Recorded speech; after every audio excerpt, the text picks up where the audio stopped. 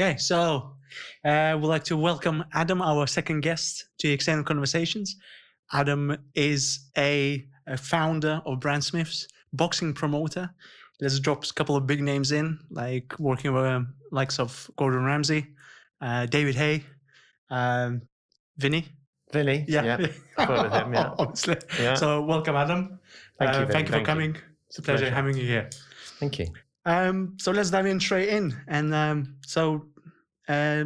tell who is Adam today? I guess I'm a lawyer. That's how I would define myself as a lawyer. Started off as a lawyer. Played it pretty straight at school, at uni, got the grades, wanted to be a lawyer.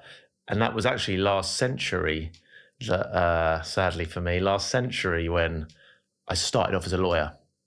Grew up as a lawyer, made partner in a law firm, and then decided I wanted to do something a little bit different and left that law firm and set up my own law firm, which is still running today. Right. How long ago was that?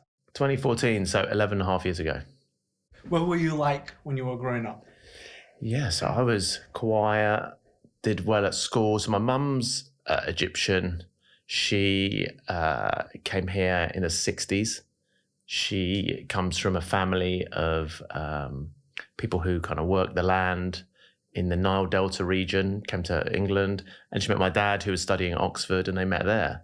So I had quite different parents. One guy from Yorkshire who's a certain way, my mum who was a different way. But yeah, I grew up in Orpington, just in a normal house. And my brother left to go to university when I was about 12 years old. So I was on my own most of the time. What I remember as being on my own most of the time and just wanting to do well at school. That's what I remember thinking. I've got to do well at school. My mum was like, do well at school. Typical like immigrant family, you know, like you want to do well in in the school. And that was it really. Didn't really say anything to anyone, do anything, just try to do well at school. All right. And what school did you go to? I went to Crofton Juniors and St Olave's, which is now a really super selective school. So do you think the school went like really high up after you left? Yeah, for sure. Yes, yeah, ratings went through the roof. For sure. Yeah, it was a selective school. I was wanting to go to Dulwich College, actually. My brother went to Dulwich College because I like playing cricket. And I got into Dulwich College and St Olave's, but St Olave's didn't have to pay for, so I went there. But that's one of the probably top 5 schools in the UK. St Olave's? Yeah. But I Dulwich College looks like something out of Harry Potter, doesn't it? It just looked amazing. I thought I could play cricket there. But yeah, St Olave's is a great school. So what sports did you take on when you were youngster? Played cricket, played a lot of cricket when I was at St Olave's. I played golf to a really good level. Tell us more about the golfing. Yes, I wanted to be a professional golfer. Oh, really? But I wasn't good enough, unfortunately. Got my handicap down to quite a low number, but then I was playing a lot of competitive golf, and I played a guy one day, and I don't know if people watching this will understand how match play golf works, but I don't, so you can enlighten me. You win, you play against an opponent, you win the hole, you go 1 up, 2 up, 3 up, etc. But then if you go so far up that there's not many holes left, then you win the match. So if you're 5 up with 4 to play, you win 5 and 4. Right. I lost every hole to this guy and then drew the 10th one and lost 9 and 8, which is basically as bad as you can lose. And I knew at that moment, when you see someone next to you who is at that level, I was that's different. Never going to get to that level. I think that guy now, he didn't even make it as a pro. I think he has a pitch and putt in Dartford. But still, the levels are, there's his level, he was phenomenal, but he was probably 3 levels off being a top pro. So that gave me that gave me a real insight into sport, because I got good at golf because I just practiced all the time. So I was just on my own practicing in the garden, just practicing, just getting good at it. And I got good at it. But so realization came with that you're not going to pursue a professional golf career is your parents, or you kind of looked at it? I guess it was 2 things. And what age were you? I was probably just about to take my GCSEs then. So I played probably golf, solidly from 12 to 15. Then around 16, you realise you've got to be hitting 100, 200 balls every day, playing every day.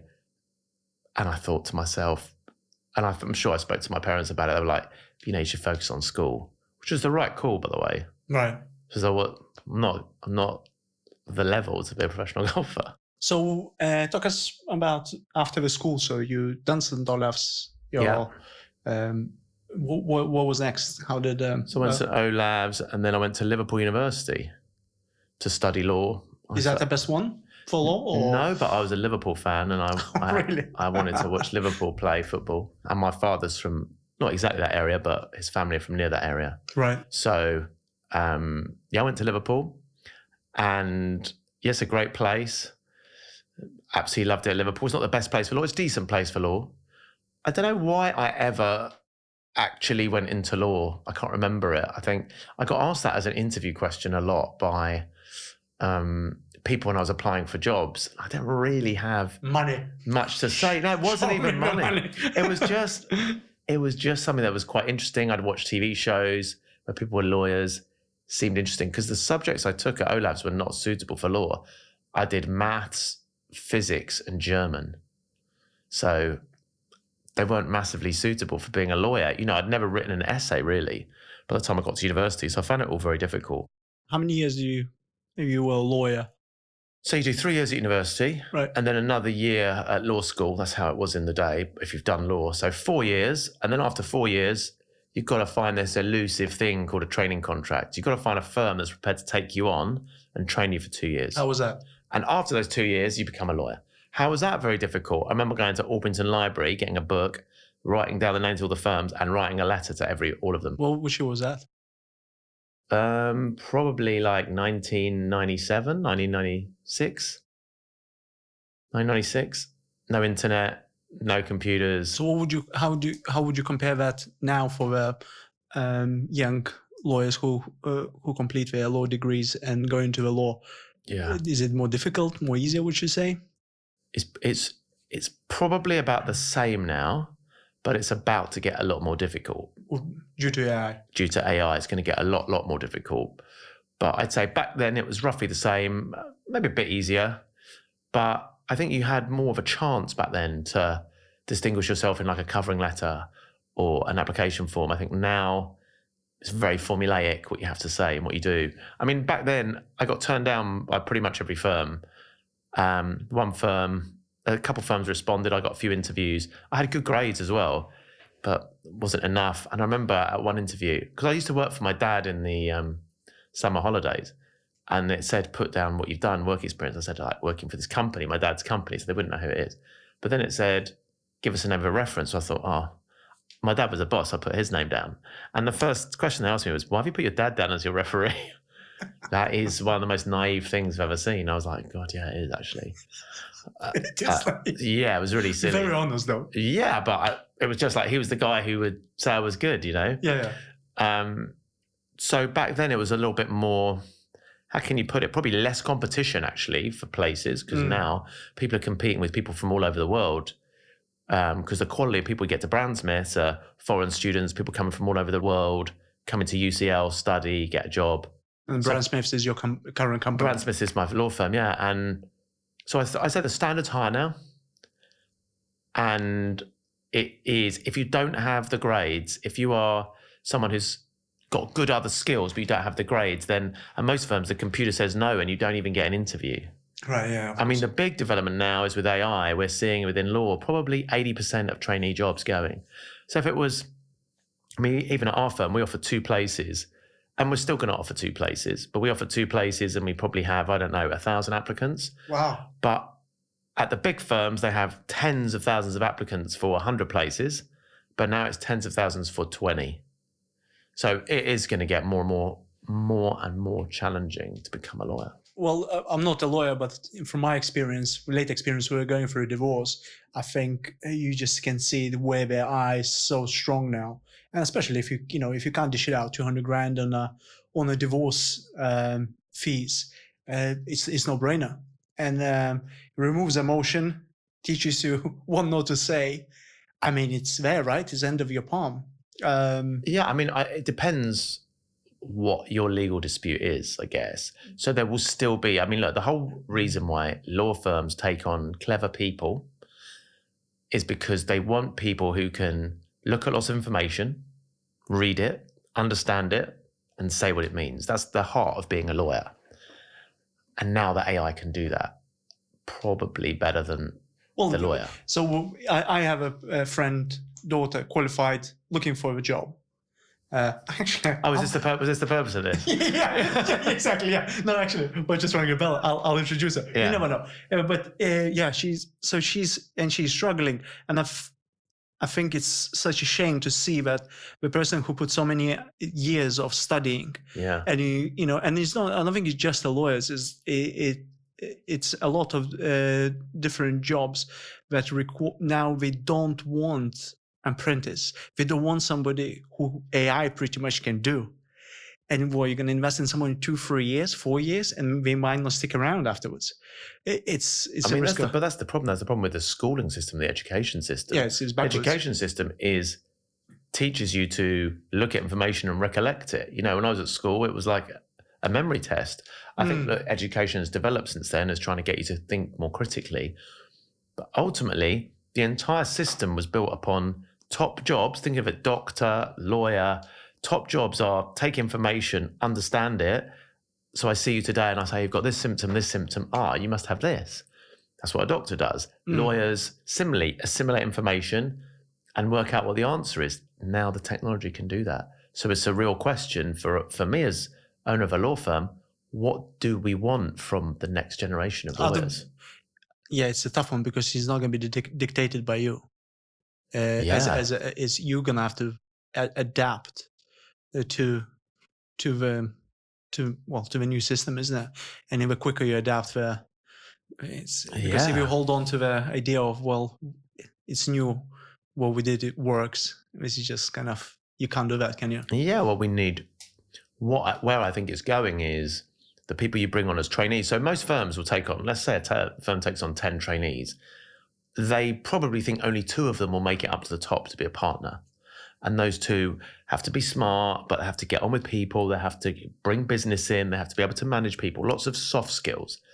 I think now law firms will look for the people who are great at the soft skills and maybe aren't so academically 100 out of 100. Social skills is a new breakthrough, isn't it? Skills are going to be the ones that are more treasured by the top firms because, listen, everyone's got to be of a certain level of intelligence to get into law, right? You've got to get probably good grades at GCSEs, good grades at A-level, good degree. But if you've got that, back in my day, you distinguish yourself. Someone would get 93% and you get 98% and the top first. We want that person. Purely it was an academic contest. Numbers game. I don't think so anymore. I don't think it's an academic contest anymore because the AI is developing and getting better and better and better. And so it's a contest of what's the real value in a law firm of someone coming in? It's someone who's got relationships, someone who can explain things to people, the human touch, someone who can develop business, find new business. And you don't get that through being good at academics. No, definitely not. And most likely, if you're good at academics, your social skills tend to be less of a strength. Yeah. And if you have both, and the people who have both, they thrive. They've always succeeded really, really well in law. But now I think it's going to be more heavily weighted to the social skills. Right. Okay. Let's dive into being entrepreneur and entrepreneurship and reality of it. Why did you start your business? Or why did you start a business? So whilst I was at my firm Mishcon, so I left the first firm I started at, went to a firm called Mishcon. It's quite a well-known firm. While I was there, I clearly had a bit of an itch to scratch. I was always interested in projects. I was doing my work as a lawyer, but I was interested in investing in other projects, working on other businesses, helping my friends with their businesses. I helped start a design agency when I was there. I invested in a dating app, worked on a business with one of my friends who I met through having children in the same area at the same time. We worked on an online business together. So I was always really interested in creating value. I kind of felt that being a lawyer was was highly structured, but actually trying to do different businesses and trying to invest in people helped me as a lawyer, helped me understand business a bit better. But I never really had a success. And then I was at my law firm. I became a partner. I was on the road. I was about to become a senior partner. And I just thought at that moment, it's not for me. How old were you then? 38. I thought it's not for me. You look around you and you want to find people who you want to be in 10 or 15 or 20 years time. I think that's very important for people who are in companies now. Do you look around and see people 3, 5, 7, 10 years ahead of you and think, I want to be that person? And there were a couple people like that at Mishcons, but not many. And the skills you really needed to move on were, highly political skills. And I thought what I wanted at the time was just to do law, actually. So my entrepreneurship, I didn't have a mission to create anything. I didn't have a vision. I haven't anything. I just wanted to basically do law in a peaceful way on my own, which is, I think. So do you think is sorry for butting in? Do you think is more of authoritarian issues? So I can do better. Yeah, I mean, for sure, I thought that my ability to give clients what they wanted, my ability to practice in a firm, but in any firm. So I'm not blaming my old firm for this. In any firm where you're around other people, you have to care about other people, right? So, and I think it's even in Brandsmiths now, I see this happening, but I just wanted to do my thing. Now, a lot of people go off, and there's loads of people in law doing it now. They go off on their own and they practice on their own. And that could have been me. I have my clients. I don't have anyone else. I work at my desk. I met a guy the other day who's been doing that for 24 years. 24 years on his own, working with clients. And when I left, that could have been me, but I left with one person actually, and then soon became another person because I had quite a lot of work on and my clients wanted to come with me. So that was the start of it. I had clients, they wanted to come with me. So I had to have other people to do the work. But then it soon became apparent that where you have an industry where young people get into it, if you don't grow, those young people can't move on. So growth is inevitable. You either grow or you stand still and die. You stay at one person. But if you go 1, 3, 5, for the people who are at the bottom of the pyramid to get to the top of the pyramid, the work's got to get bigger, the place has got to get bigger. Otherwise there's no progress up, which is something that... It becomes stale, kind of. Yeah, which is something I never realized when I started. As I said, I never intended, didn't have a business plan, didn't have anything. I never intended to grow a big business. I just wanted to do my thing. And it turned into that. So what would you say was a kind of a hardest or most challenging thing going from being employee, you're 36 years old, missing family, in the transitioning happening 2010-ish? 2014 it was. 2014. Yeah, I mean, you lose your salary. That's the big thing. You lose your salary. I had a big salary. It was very comfortable. I knew I was getting it every month. And I put my money into Brandsmiths. The firm I was leaving, I had money in there and they weren't giving it back to me. So I had to put all my money in. So I put all my chips in the casino on it. And then you have to start paying other people. Yeah. And that is, quite a scary thing, to be honest with you. That you just lose certainty. At that moment, you lose certainty. I mean, I had clients, I thought I'd get them in, but I didn't know I was getting X pounds per month. I didn't sit there going, if you're in a salary, however your performance is this month, unless it's absolutely terrible, you're going to get a pay check at the end of it. So that is, it's a different way of life. What would you say people misunderstand about and being entrepreneur and entrepreneurship? When you're an employee, you're told what to do, right? You're told what to do pretty much, unless you're the CEO of a company. And even then the board may tell you what to do or the shareholders may tell you what to do, but you're told what to do and you get a salary for it. You're paid to do a specific job. And there's lots and lots of people who are very talented, who just want to do their thing, who want to express themselves. And entrepreneurship is a great way, and I'm a huge believer in it. It's a great way to express yourself. But with it comes responsibility and a loss of certainty.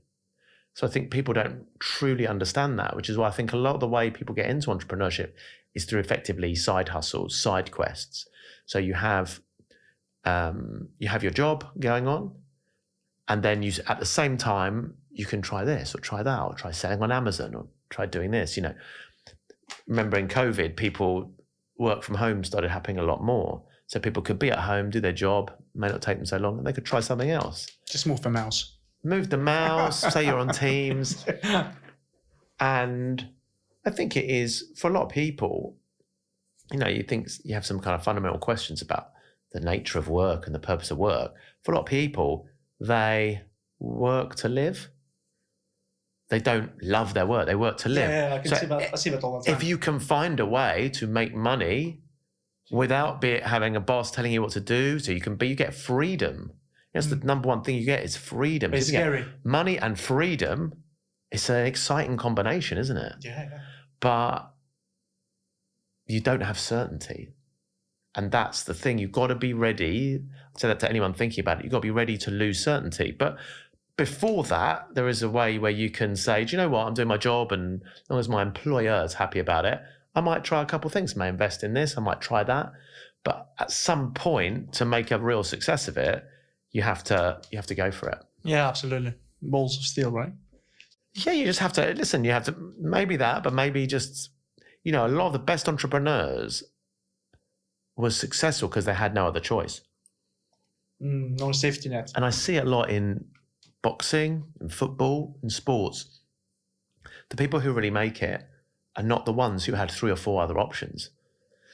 They weren't the ones. How many people do you see in the Premier League, kids coming through who have got, 3 A stars and 9s at GCSE? You don't. I mean, they may be clever, but especially in boxing, the people coming through in boxing to the top, this is their chance. This is their moment. This is their opportunity. This is it. Whereas if you have 4 or 5 opportunities, if you're like a good student here and you're doing this, can you really give it absolutely everything in that moment? Probably not. And so humans are always looking for security, aren't they? Yeah. That's what they're scanning for. But I would say the security that you seek and that you desire can hold you back. Because without security, you can push in a different way. So what do you think what would you say the what it looks like to be business owner, entrepreneur versus reality? Yeah, I think, there's a lot of people who talk on, podcasts and things like this and go on social media and talk about how it's great and it's about the person. So I think the one side of it is, as an entrepreneur, it's definitely something that other people will say, hey, that's a good thing. So you can push out an image of yourself as someone who's in control, making lots of money. And there's a status to it, I'd say. There's a status to it. And maybe people get into it for that status, to say they're an entrepreneur. The reality of it is it's not about status. A true entrepreneur is about creating something, building a business, building something. And it's incredibly hard. It's incredibly challenging. And you have to put yourself last at the back. I mean, there's a lot of talk about founder-led marketing in businesses, which I understand. I think it's important. And I've, tried to do that in my business. So there's a role for the founder to market the business and say, hey, I'm Vinny. I run this business. Come to my business because it's me. Or I'm Adam. Come to my law firm because of me. I get that. But you can't be an entrepreneur for the likes or the kudos. It just won't work. You have to be the last to eat on the table every time. You have to be willing to sacrifice your money that month, your sleep that month, your health that month. I want to touch on which is not scripted one. I'll touch on the sacrifice. So, well, I'm not sure if we spoke about, Tyson Fury and I think his words that stuck with me, and I kind of I was trying to analyze what does that mean, the sacrifice bit. He's saying, well, I sacrificed my teenage. I didn't go to the parties. I was training his solo game and things like that. And I think Mike Tyson did the same. And I'm sitting there going, did you sacrifice or did you invest? Yeah. And is it for sacrifice, I suppose, when you have to chop your hand off for somebody? Yeah. So you're never gonna get it back. Everything else is investment in your future. So sacrifice is a strong word. I mean, when you compare it to things like partying. I mean, you saved your liver, mate, and you became healthier.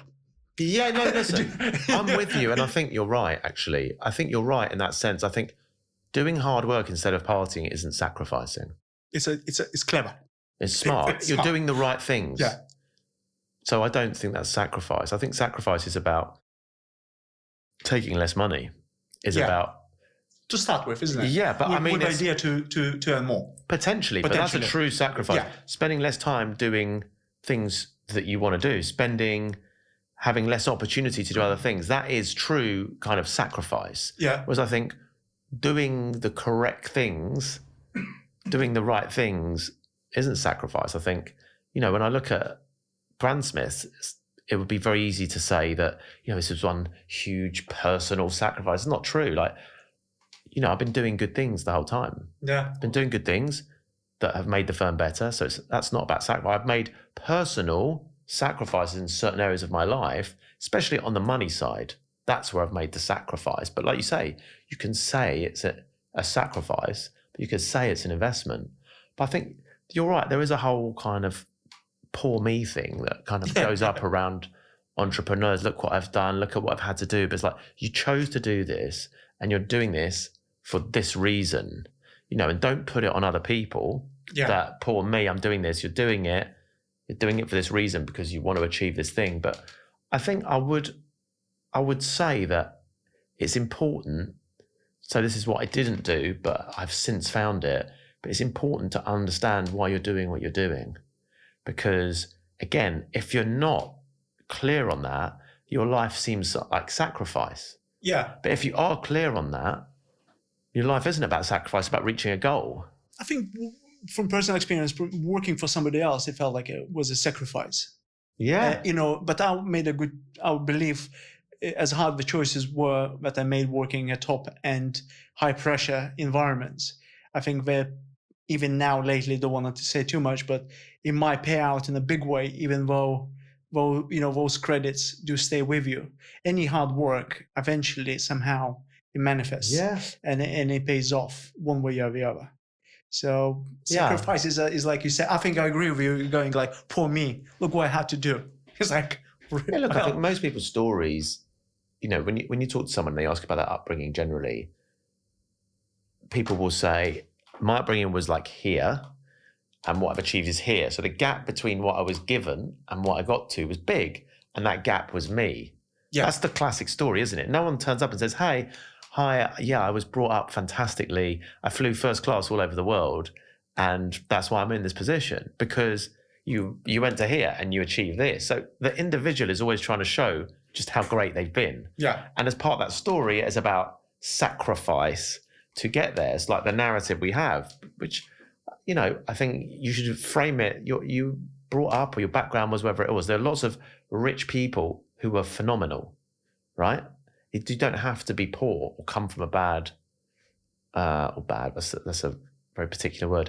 A challenging environment. You don't have to have that to be a good entrepreneur. Definitely get you better character, though. That's what people say. I think that's the story. That's a story. That's a story. Yeah. But as someone call it, they call it, I think, survivor's bias or something. That for 100 people who had difficult upbringing, maybe only one came through, but what about the other 99? Where are they now? You only hear from the one. And it's like, I would say people, the more education you can get, the better. And a lot of those stories that you hear are about the individual saying, I was down here, now I'm up here. Look at that gap, it's down to me. And it's never just down to you. That's another thing I've really learned. You've got to put in the hard work every day, but if you're going to create a successful business, there are 60 people in my business. I rely on them every single day. Yeah. That's not just about me. That's like you've got children, Vinny. You provided the biological material for those children, but you can bring them up. But at what point do you keep claiming the credit for what they're doing? For the rest of your life. That's what I'm trying to say. It's like, I created something in Brandsmiths. Only successful stuff. Of course. Everything else, it was my ex. But, you work with people, but at some point you have to realize that the success of your business is down to them. And you started something off, but just because you are the creator of something doesn't mean you can always claim the credit for this, and you this. got to learn that on the way as well. Yeah. Because you got to let it go. And I'm learning as a farmer myself that, like what you say, it's not credit for them because they choose not to be asked. Well, to then go you just training. keep going back, isn't it? It's like, well, do your parents take the credit for them because they created you, and you're taking all the credit for that? Yeah, exactly. Yeah. So I think you need to realize that as an entrepreneur, that your job is to create something really good, set the culture, set the rules, be on top of the things that really matter, but not everything that happens, good or bad, is down to you. You know, don't, just because someone over here does something really bad or punch someone in the face or does something, their actions aren't necessarily because of you, but you should always be looking at your systems and processes to understand why things happen. And I think you have to be able to say you got things wrong. Again, that's another thing I had to learn, is that as the CEO, as the founder, when I started off, every time, sometimes my employees would come to me and say, Adam, I don't think we're doing this right. I don't think we're doing that right. Maybe this. And it would like cut me like a dagger. I felt it hit me really hard. It was like someone was saying I wasn't right. It's personal. It was very personal. It was my baby. And I probably struggled with that for like 5 years. 5 years of suggestions. And you want to say, oh, right, you think you can do better? Yeah. You think you can do better? Why don't you try? Why don't you try, give up your job and do this? And I found myself saying stuff. It's like, hey, they didn't ask me to do that. They didn't ask me to give up my job and do this and that. People just accept what they see right in front of you. So don't get angry with them. They just are coming up with suggestions. They're coming up with feedback, the very feedback that I would give them. But when it's shut back at you as a founder, you start going through your mind going, well, what the hell do you know? You've never run your own business. Absolutely. And I struggled with that probably for 5 years. Actually, that's a very long-winded way of answering your question. That's probably the hardest part. Right. So this is going to be a good opener, psychological game. So why the risks are important? Why are risks important? I mean, look, I think there's a risk with everything. I think there's a risk with absolutely everything. I didn't go into this in order to create risk for myself. I went into this because I was motivated to do my work. I was motivated by peace more than anything, personal peace. So it's a very specific motivation for me. I just wanted to work on my own, really. And then it turned into something else. But I was willing to take a risk for that to get what I wanted. But I think when you talk about risks and real risks, I think... Calculated. But I think in our lives, especially here, like, what risk was I actually taking? I left my job. If it had gone wrong, I could have come back to it. I wasn't running away from a lion or jumping off a bridge or something. It's a calculated risk. I think we've got to be careful to put it in context. Right. It was a risk. I think actually one of the problems we have now is people aren't exposed to much risk these days. So they see things as risks, which aren't risks. I think it's a social pressure, expectations. And I think the strength is when you realize when no one cares. Yeah. I mean, everyone wants you to fail, and you want to see people fail subconsciously, because it makes you kind of happy in a way, because you're doing better, right? It's kind of, it's a sick way of putting it, but it's, do you know what I mean? You're sick, Vinny. You're sick. Yeah, just not well. That's the reason why we get on. But in terms of, it's like you always have a little bit psychological thing, is then going like, there's a risk there that is not going to succeed, because then it makes you feel better for you not taking that risk. For sure. To justify yourself why you're not doing it. I mean, I see that in boxing in particular. So I look after a fighter called Johnny Fisher, who is a very normal guy. He's a very, very normal guy with a very normal upbringing, who didn't have a big amateur background. He's a regular guy who was quite good at boxing. He then grew that fan base and is now on a very, very big stage. But he's a regular guy. Doesn't look like Anthony Joshua, doesn't have a massive six-pack, big muscles, just a regular guy. He gets more hate than anyone else. He gets more hate than anyone else because all the kind of guys that are like him, regular guys who are a little bit overweight, sat at home, think that could be me. So they're punching down. That could be me, and he reminds them of what they could have been. Right. and they hate him for it. Right. And they're straight on, I knew you were rubbish, I knew you were there. And he gets more hate than anyone else because Good publicity. Yeah, it is good publicity, but it gets to him. Oh, does it? He doesn't realise. He's like, I'm just trying. Why do these people dislike me so much? It's like that regular guy looks at Anthony Joshua and realises he could never be Anthony Joshua. He's not built like him. He doesn't look like him. He can explain to himself that is the other. I wasn't born like that, so I can't achieve that. Yeah. But when they look at Johnny, they realise, hey, that's me. He just trained really hard. And they hate it. Because he's exposing them. Kind of touches them. Oh, right. Interesting. So, talking about not taking too many risks. So, how did you came from or carry on building the Brandsmiths and then discovering promotion of boxing? Yeah, so the reason even when I had Brandsmiths, the reason I was interested in other businesses was because I wasn't sure Brandsmiths was going to be a hit. That's the truth. Oh, really? I wasn't sure Brandsmiths was going to be a hit, so I wanted to try loads of different things. You know, if you have 3 businesses, for example, you've got a greater chance of one succeeding, haven't you?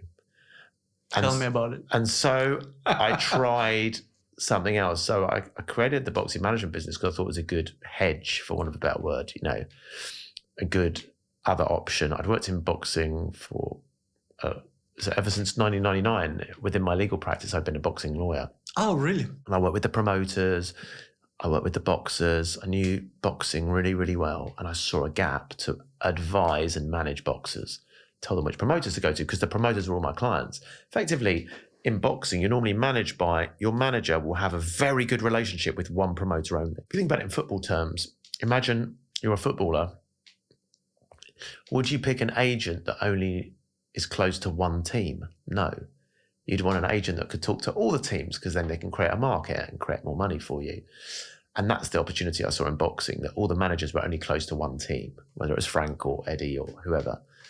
And yeah, that was the business I created, which is still going, which is still healthy. It's a good business. I don't spend as much time as I used to. It's got its own little staff of great people. But that's why I got into boxing, because, you know, I wanted to make something work. So let's talk about biggest clients in both businesses. Brandsmiths, what is the biggest client? So we have a lot of very well-known brands that are our clients, from BMW to Microsoft, Hasbro. Peppa Pig's a very big client of ours and has been a very big client for 4 or 5 years. One of my oldest clients I've worked with for 20 years is called Pentland. They own Berghaus, Canterbury, Speedo, all those kind of athletic brands. So we have a lot of big brands, a lot of up-and-coming companies. Acted for you, obviously, Vinny. Big. Thank you for your support. Up-and-coming company. Very exciting venture-funded businesses come to us. And yeah, we just have for lots and lots of brands. And biggest ego, Gordon? So Gordon was an individual. So we act for really brands and high net worth and entrepreneurs. I think, was Gordon the biggest ego? No, I actually don't. I don't think so. I think he has a kind of stage personality for the cameras.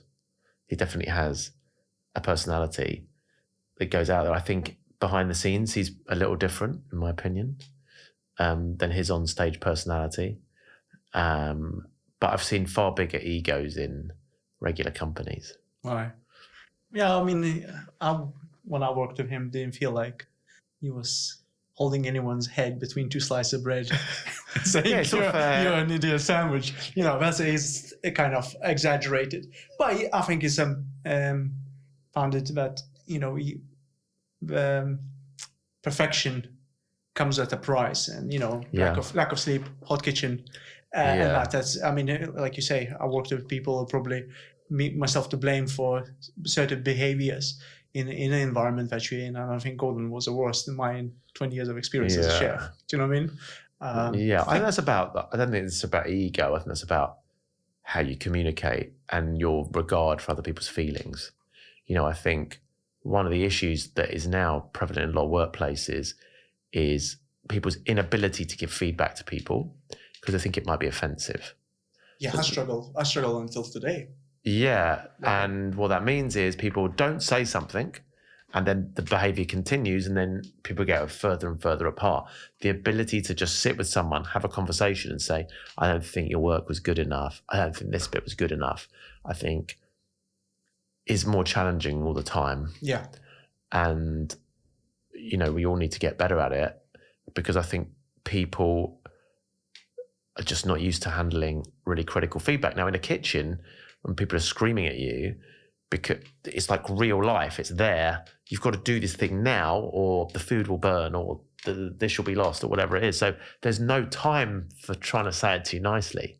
I mean, it's great, when you're a junior, you can receive shit better when you know you're not the worst one in the kitchen, if you know what I mean. Is when you're singled out, that's when I think it's a tough one to take in. Yeah, I think people can look. I've seen it in law. I got it in the early part of my career. So people are the same. Like lawyers are like, oh, it was hard in my day. It was difficult in my day. I remember I got things wrong. I did a due diligence report, and the partner threw it at my head. He said, "No one's lending money on this piece of S," and threw it at my head. And you tell that story now, and people are like, "Oh, that was the good old days," when people told you how it was, and you can't do that anymore because someone will claim discrimination of some sort. You threw that at me because of my race, my ethnicity, my sexual preferences, whatever it may be. Yeah. And people hark back to the old days. But, feedback's feedback. You don't have to give it in an angry way. No, you can do it structured. You can do it in a structured way. And, the guys that were giving me back then, it wasn't because it was the good old days. They just were angry and they were taught that was how to give feedback, with anger. But what that means is now people pick that up and, it's like how you're treated by your parents. I still see it in law. I saw it at my last firm. People really struggle to give feedback in a constructive way. It's not the skill. So they give it in a certain way, it doesn't work. I think it's a huge skill to master. And unfortunately, now within law and within other industries, people are scared to give feedback. So they don't focus on performance. Like I focus on, a big thing for me with the boxers, with the lawyers, is performance. People have got to perform at the very highest level. And if they don't perform at the highest level, they shouldn't work for us. It's that simple. That's the bargain. So if you're not performing at the highest level, but you like the culture and you think you're a good person and we like having you around, you shouldn't be there. You've got to be elite. You've got to be performing at the highest level. You've got to, when boxing, in law, whatever. And we need to have conversations about that internally and with other people. We need to talk about it. And we want to choose people who we think are at the highest level. But if you work through with someone and they're not at the highest level, you've got to work with them, help them get up there. But if they can't get up there, then you've got to have a different conversation. Right. And who's your biggest superstar, or were biggest superstar in a boxing promotion? What's the comedy called? ExN. So David Hay was very famous. How was that working with him? Yeah, David is by far the best self-promoter I've ever come across. He's entertaining. He could sell a fight. He was great. He was not only great at boxing and had a great style, but his ability to sell himself is unparalleled. I don't think we've had anyone like him. He would just start fights with someone just to make it. He understood. He taught me one thing, which I'll never forget, which is people will pay more and have a greater desire to come see you lose than win. Well, like I just said about failing. Yeah, and he made himself hated. That's what he deliberately did. He did everything to make himself hated because he knew he used to say, so clever, isn't he used to say things that were really outrageous. He knew that people would say, I want to see that guy get knocked out. So they came to his fights and they watched him and they saw he was great and then they became fans. So he converted them. Wow. I don't think we've had another talker as good as him for... What about Chisora? So David knocked Chisora out, spark out. And Chisora at that point was nowhere near David's level. He didn't say anything really compared to David. Chisora's matured into that person now. And yeah, says things, but he's not David's level. Well, what would you say failure? What did failure teach you? I think the truth of running a business is that the failures, so when you're a normal employee, your failures can be picked up by your line manager or you get feedback on them, whatever. when you're running a business, your failures are not opinions, they are reality. If you've got stuff wrong in your business, you won't have enough money. If you don't collect, if you don't market well enough, fee earn well enough, you have too many complaints, you don't collect cash well enough, you have no money, you're out of business. So that's how you learn about, that's real failure. Real failure is we should have this much in the bank and we got this much in the bank. And what are we going to do about it? Because we didn't do these 5 things right, we don't have the money here. So I've had lots and lots of failures in, like, on a daily basis, but on a yearly, monthly basis, I just think the one thing I would say is running a business is relentless. It's absolutely relentless, especially in law, because we don't have that many kind of repeat clients. We have some repeat clients, but we don't have that many repeat clients. So you constantly... When I was at Mishcons, actually, in the litigation team, the budget was like £40 million, and we started the year every year. No one knew where the clients were coming from. And it's not like that at Brandsmiths, but it's a little bit like, it's relentless. Every month, you've got a certain target you've got to hit. Everyone's got to work. You've got to find new clients. How do you find it? How do you market it? How do we market the firm? We market the brand of the firm, particularly to other lawyers, because that's who really instructs us. At big companies, they have lawyers that look after legal matters and they instruct us. But we market to them. And really, I mean, law traditionally is a people-based business.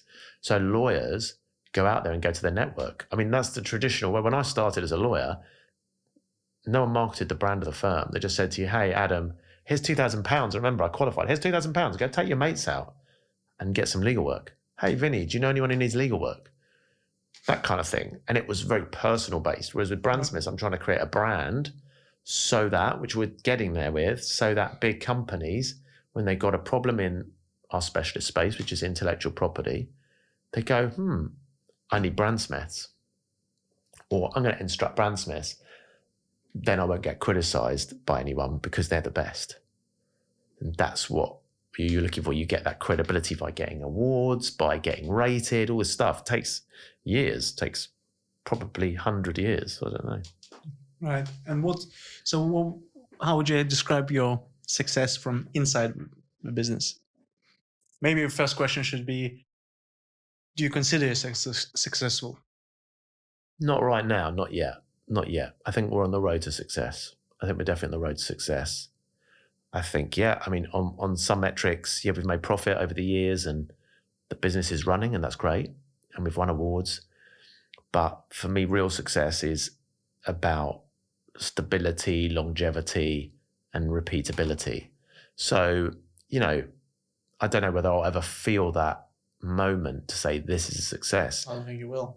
I think it's challenging because it's not like I've got a business selling, I don't know, bottled water or Red Bull or something, or an energy drink, and then you sold 1 million cans, 10 million cans, 100 million cans, and you're the biggest selling energy drink. At that point, anyone would concede they're a success, right?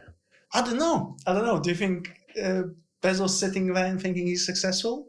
I don't think people define success because, what does it mean success? It means like growing. It's almost like growth, yeah. Growth. It's all about growth. So if you stop, it means you're stale. Yeah, it's true. And then it's like, well, then competitors coming through, right? And then it's like, well, so you're not successful anymore because somebody's better than you. So I think it's like... Yeah, success isn't, you're right, it's not like a binary situation. It's a daily kind of question you have to ask yourself, because someone can be successful and then stop being successful, right? You can be successful and then you're failing. Yeah. So no finish line as such. There's definitely no finish line. I mean, look, I think right now, as I said, I started with no game plan, but right now I have a very clear game plan to make my firm the #1 firm in intellectual property in the UK. Wow. Now, will you ever be able to work out the metric? There's no Oscars. There's no Premier League table. So how do you say you're #1? I don't know, but that's clearly where we're heading towards. But more than anything, it's about sustainability of the business, not in an environmental sense, as in sustainability. Creating a business where 50, 60 people earn a living is a great thing. I'm really happy it exists. Like, I'm delighted that Brandsmiths exists. There's 50, 60 people all earn a wage there. I think they're broadly happy. They're not miserable. They're doing their work on a daily basis. We'll see about the comments after this podcast. Yeah, we'll see the comments. Maybe all the miserable people will come on the comments. But that is a really good thing. But you're right. I think success is very, very hard to define in a kind of non-sporting context. And kind of, I probably personally know the answer, but what would you say people are really searching for in terms of being entrepreneurs, making the business, etc.? What is actually? It's a good question. I think you start with, and I think I definitely part of me was this. You're looking for validation of your own abilities. Right? That's probably right. That's probably to start with. You're saying, I'm a good lawyer, or I'm a good businessman, or whatever. I want to be accepted as that. I want people to say, hey, you're Identity. great. You're great. You're a thing. I think most entrepreneurs start from that, ultimately start from a position of weakness. Like, they need to prove something to someone, right? I'm pretty sure that, again, perhaps my initial reaction wasn't to do that, but definitely after a year or 2 years, definitely to my old firm, I probably felt that way. I'd left. It was a bit of a battle with them, and part of me probably wanted to show them that I could be successful. I think ultimately all those emotions and everything you put into that are pretty, what's the word, useless. Like, it's a waste of your time.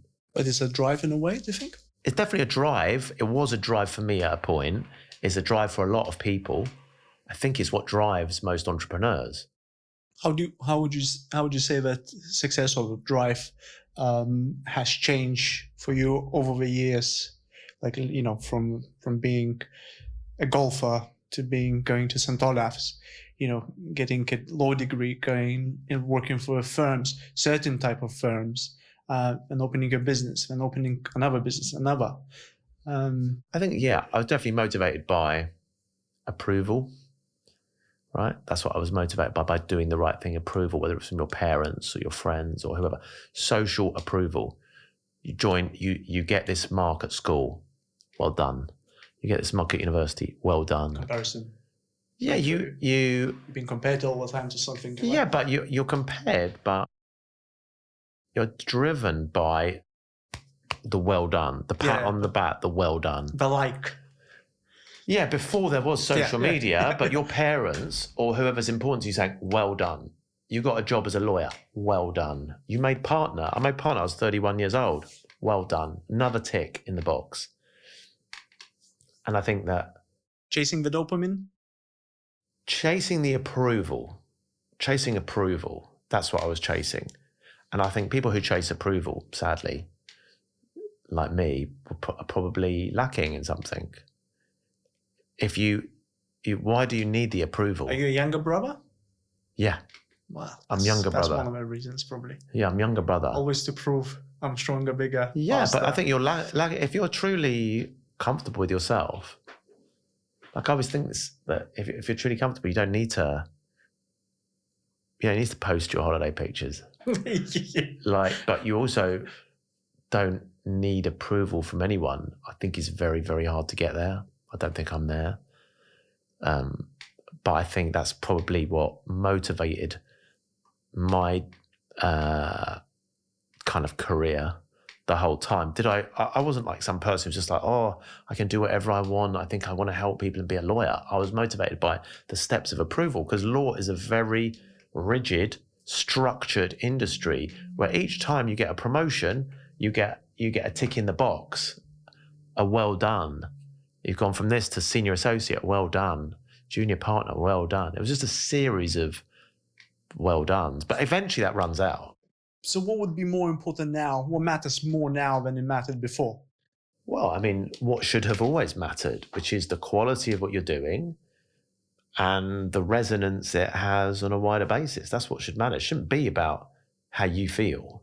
It shouldn't be, I'm going to do this and someone's going to tell me well done. You're not going to get the best results. It should be about excellence.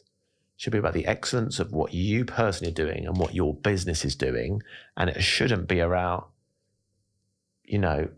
your specific need for approval. That's quite a negative thing, to be honest with you. And I'm sure it's a thing that will hamper lots of businesses. And I'm sure hampered Brandsmiths at some point, where there were decisions where I thought, but if I do this, if we go here, spend money on this, I look good. It's like, or I get a thank you, or I get a well done, or I win a personal award. It's like, no, like that's very, very temporary. Well, I know you for a few years, so from my personal experience, what I see in front of me all the time, you're definitely not loud and you're not showy. In terms of, I'm talking about, talking about how great you are and, showing off and coming in with amazing cars and big watches and, telling about, like you say, pictures of your holidays. You're very, very content when it comes to these things. So I think you're doing pretty well there. Yeah, look, I think, but I think that's one aspect. Being content and not having watches, like, it's one aspect, but I think it's hard. I think your childhood does affect you a lot. And I think if you need approval, it's hard to shake it. It's hard to shake it. I'm 49 now. I'm starting to shake it. Yeah. Genuinely. But I'm saying that, listen, if you need approval, some of the best people achieve the best things because of not great motivations. Yeah. And it definitely helped me do really well at school, do really well at uni. It helped me because I was running for that. Like, would I have been able to achieve in that way if I wasn't driven by this need for approval? I don't know. So yeah, it's multiple reasons, interesting reasons. What's a drive, right? Is it the negative? Is it the positive? But when you compare it to people who don't have a drive, what do they achieve? Are they happy with themselves? It's like when you can start comparing yourself in different kinds of ways. I think it's a really interesting thing that a lot of people say. I've heard this a lot from entrepreneurs, especially, or sportsmen who came from a poor background. They say, look, I want to do well and I want to earn money. So my kids won't have the life that I had. They won't have the struggle that I had. They'll go to private school, they'll travel first class, blah, blah, blah. That's what they say. So that's their driver. Their driver is, I want my kids not to have the life I had. I want them to have this amazing life. But ultimately, the greatest thing in their life is the struggle that got them from here to there, and they're removing it from their child. I think is strong men. I mean, we can not being in the sexist way, but strong men creates easy times. Yeah. Oh, sorry. Yeah, easy times create weak men. Weak men creates tough times. Tough times. Tough times create the tough men. Yeah. It's like, and I think we're so in circular.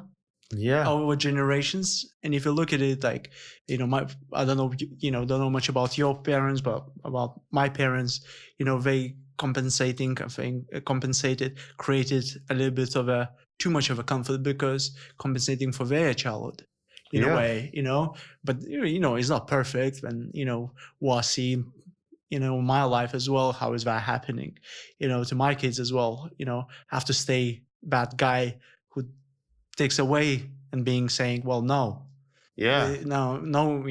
tough to be that guy, as a father, but you got to do it. Otherwise, if you don't, everything is easier. Everything's becomes like. Listen, I agree, but that's what most people say is, I want my kids to have a good life. That's what the driver is. People say the driver is, I want my kids to have a good life. I don't want my kids to struggle like I did, but maybe you underestimate how important the struggle is. I think so. Yeah, I agree. Definitely. For sure. And how would you say, how do you manage? So obviously you got like multiple things happening simultaneously, different things. How do you manage stress? I think I try and control my day quite well. So at the start of each day, I'll try and set out what I need to achieve. I'll do the same things kind of every day. And then at the end of the day, I make sure I've done all those things and set what I'm going to do for the next day. So I guess I'm not controlling stress. I'm trying to control my day, right? So less surprises. Yeah, in the short term. And then I have a much more medium and long-term piece that I work on. I have my own coach as well, a guy called James Vincent. Hello, James. Hello, James. And with him, I have like the most 8 important things, whether in my life or generally within business or within Brandsmiths, the 8 big projects we're working on. Check in with him every 2 weeks on that, and a very, very clear strategy for what I'm doing. So he's a life coach or business coach? He is a business coach, right. but occasionally stretches into life coach. Okay. But really within business, we set out with the 8 big things going on at any one time, what I need to know every week, what I'm doing in respect of all those big things.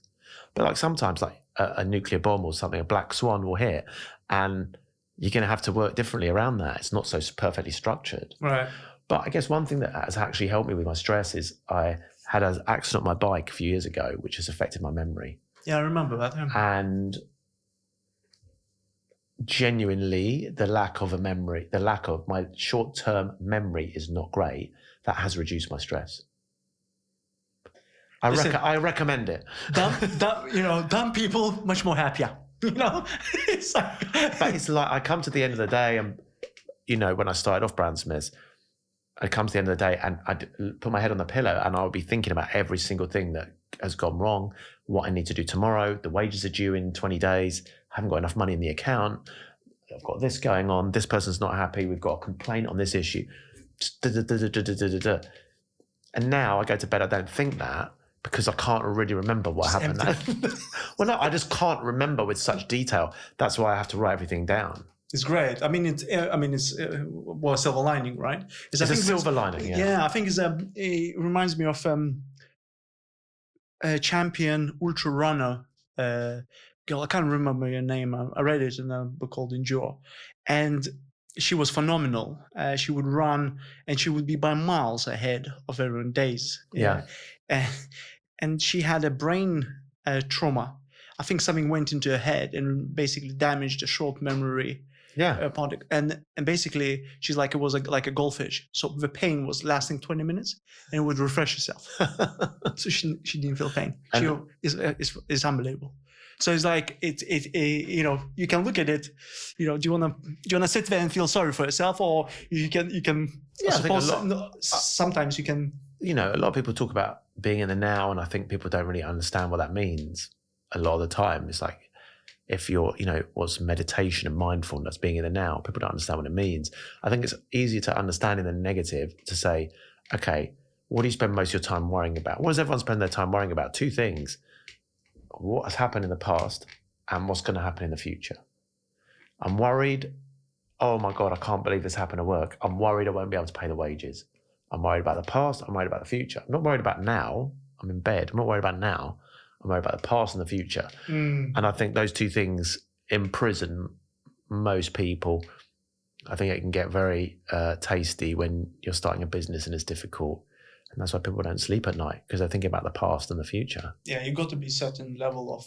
So I think if you have some sort of brain trauma that stops you thinking about the past, then you can only worry about the future. It is a scientific, some sort of scientist paper came out that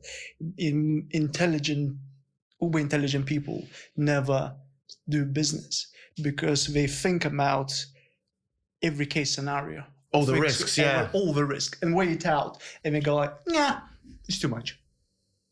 Yeah, I saw some study that, many entrepreneur, founder, CEOs are like also psychopaths or something. They have the same kind of risk profile that they're just like, yeah, just do it anyway. Yeah, I'll be fine. Yeah, it'll be fine. But that's why I think you need good people in your business. Yeah. And how role of health or sport in your life? Yeah, I used to play football quite a lot. Don't play so much now, but I cycle quite a lot.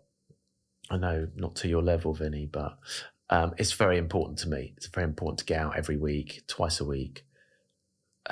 Great for the mind, but great for your heart as well. Absolutely. So you're still commuting to work, to city? No, I stopped doing that after my accident. Right. But the weekends I just cycle out to Kent for a bit. Have a coffee at your place. Yeah. I still not cycle with the ExN yet. No. You're too elite. No, we do have 4 levels. You can start at the bottom, climb yourself up. Or do like me. Just let the captains run it, because at the moment I'm just not fit enough. Yeah. So yeah, you spend a bit of time around the ExN. And What do you see there? At ExN? Yeah. At your business? Yeah, at in the shop when listen. you come around. What do you see from I love that it. view? And It's a very familial place. Everybody is calm. People go in there. You're always calm. You're providing people with what they need. You can fix problems. I think that's the energy. I like the energy in there. I like your energy. Your energy is, I'll fix the problem. That's the energy. So people are coming to you with a need, whether that's coffee or food or a problem with their bike, or they want to talk to you, and you're providing a solution to that need constantly. So I imagine it's probably quite a satisfactory job because you're constantly fixing and delivering. Constantly. It's every time. Even when someone asks for a coffee, you give them a coffee. It's satisfying. It's the end of the transaction. My tyres burst, you're going to fix it. Again, had a problem, you fixed it. It must be very satisfying. Yeah, I mean, it's quite a man thing, mechanical things. Yeah. I don't know where love for humans came from. You know, where did it come from? I don't know. I just love it in the short doses, and I think for being sometimes working at the front is very cool because they only come in, you know, for so long. Sometimes you hang around way too much. Yeah, no, sorry. But in terms of, you know, it's very short and it's so variable. You can see the people, you sit there back and you watch them, you know, what they say to you and what the problems they deal with. And you see that, you know, 100 times a day. And I think it's fantastic. So why do places like this matter, like ExN? Yeah, I think ExN really matters because I think there's a lack of third spaces. Right. Now. So it's not your home and it's not your business, not where you work. It's another place to go. That's why so many people are going to gyms, but gyms aren't really community spots. People want to be around other people. People want community. Pubs are shutting quickly. People used to find that at the pub. So I think it's important for men and women. So instead of just being at home, being at work, and then going back, being at work, going back, it's like a place where you can talk to guys, talk to your friends that aren't necessarily your family, talk about other things.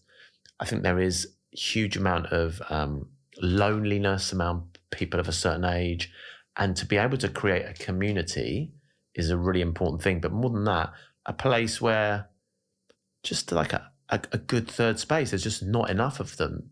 Yeah. And I was in a working men's club the other day. I went to watch my daughter box in a working men's club. And it's like, that was the point of that. That was the point of a working men's club. People go, oh, what do you want to go there for? No, it was a place for people to go and talk to people, talk to their friends, come back, and then they're better with their partner. They're better at work because you've had this opportunity to talk to people. I think it's actually a thing that men really need in particular. Yeah, because we're not natural talkers, are we? Or sharing the, you know... sharing problems. Sharing problems. I think men need it, and there's a lack of space. If you kill all the pubs, you know, men would normally go down the pub, sit there, whatever, maybe talk to a couple of their mates. Yeah, I think third spaces are more important than ever. What do you think people are missing in the modern life these days?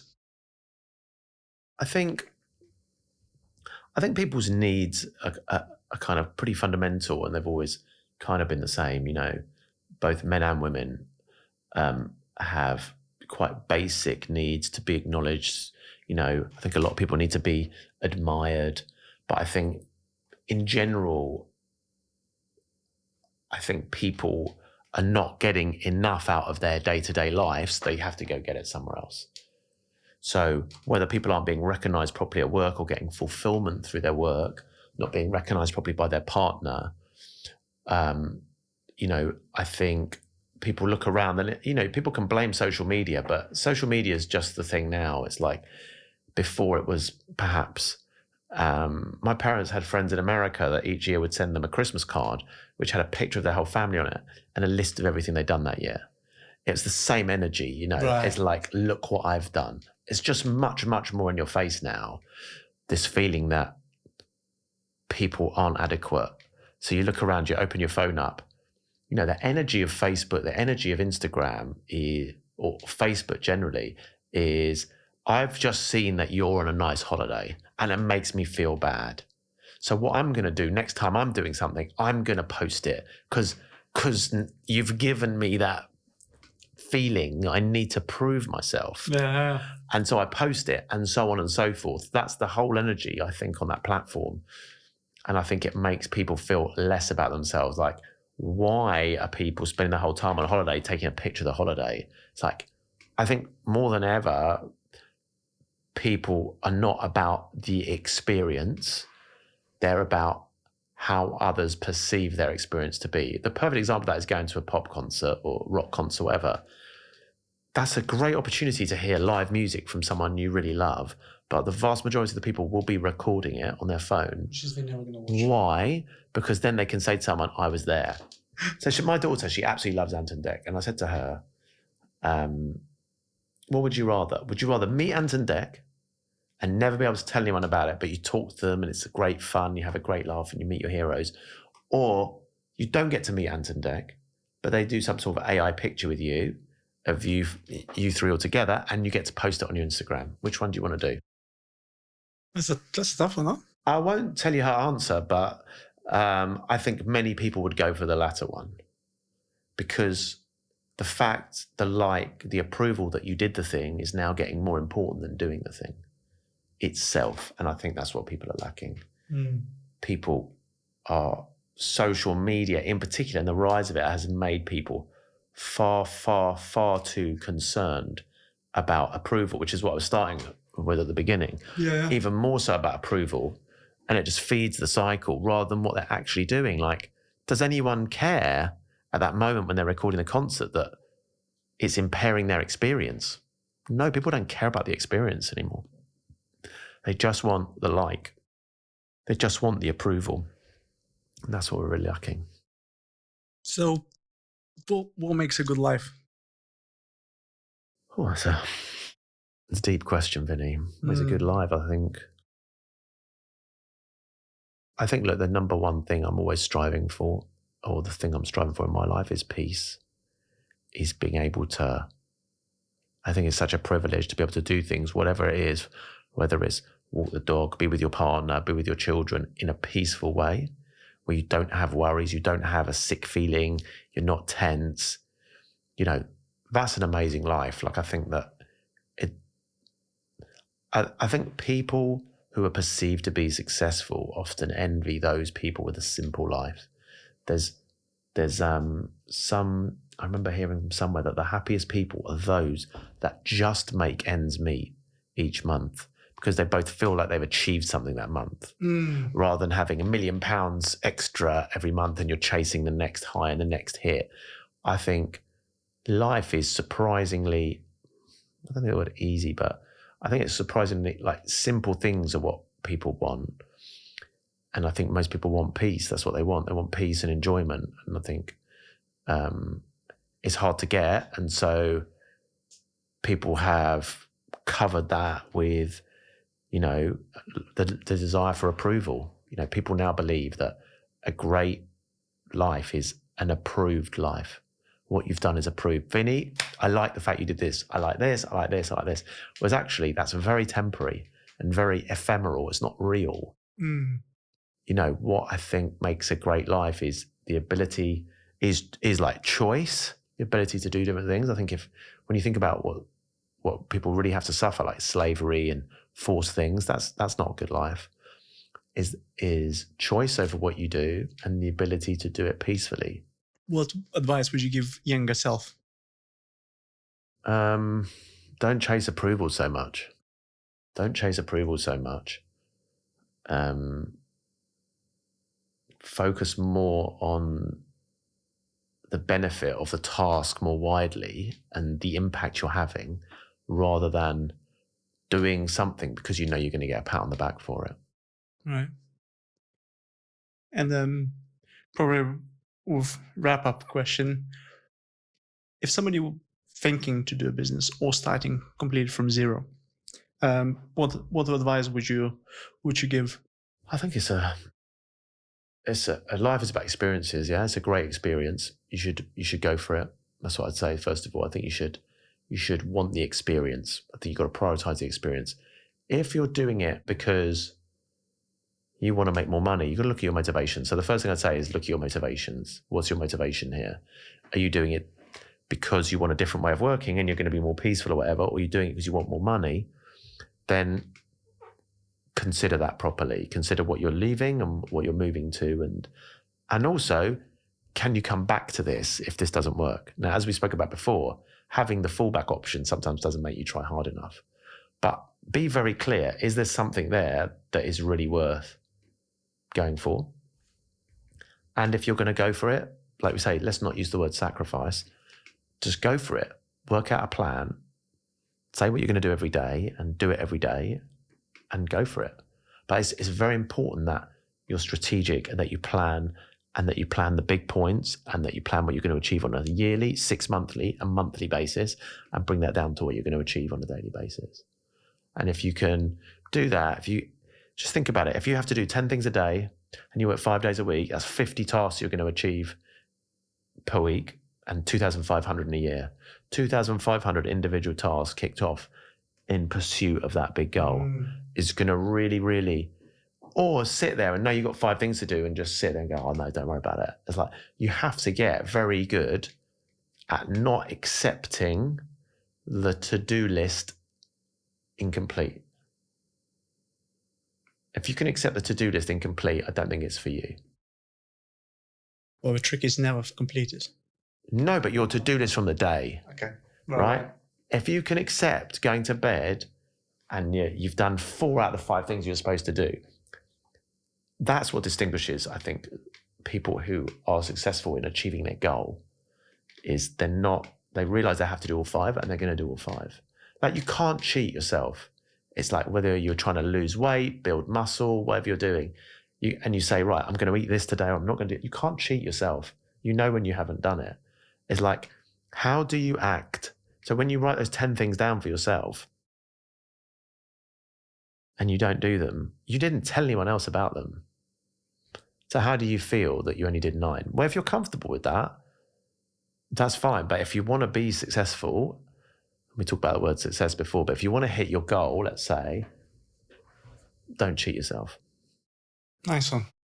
Adam, it's been a pleasure having you. Thank you, Vinny. And thank you very much for coming. It was a pleasure speaking to you and sharing your insights of our business and how you made it. And, we'd like to wish you best of luck and see you more at ExN itself. Thank you, Vinny. Cheers. Cheers.